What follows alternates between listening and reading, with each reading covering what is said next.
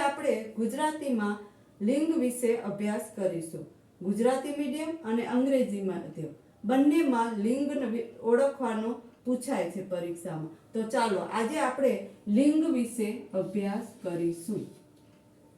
લિંગની વ્યાખ્યા: જે નામમાં પુરુષ જાતિ, સ્ત્રી જાતિ કે અન્ય જાતિનો બોધ મળે તેને લિંગ કહેવાય। એટલે કે જેમાં પુરુષ જાતિ, સ્ત્રી જાતિ કે અન્ય જાતિ એટલે કે નપુંસકલિંગ નો બોધ મળે તેને લિંગ કહેવાય છે। આ લિંગની વ્યાખ્યા છે કે જેમાં જે નામમાં પુરુષ જાતિ, સ્ત્રી જાતિ કે અન્ય જાતિનો બોધ મળે તેને લિંગ કહેવાય। હવે જો આપણે સામાન્ય રીતે ઝડપથી આપણે તેને ઓળખી લેવું હોય તો તેના માટે આપણે કેવો, કેવી અને કેવું આ પ્રશ્ન પૂછવાથી ઓળખી શકાય છે।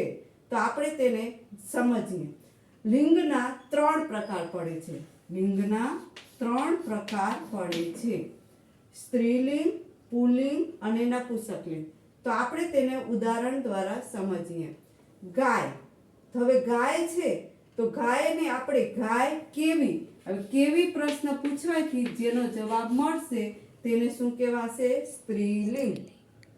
હવે જો બળદ, તો બળદ ઈ કેવો, તો કેવો પ્રશ્ન પૂછવાથી જે મળે તેને કહેવાય પુલ્લિંગ।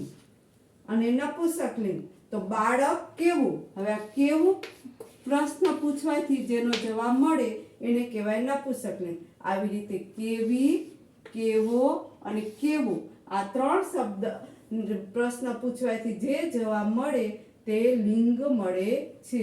આવી રીતે 3 લિંગ છે: સ્ત્રીલિંગ, પુલ્લિંગ અને નપુંસકલિંગ।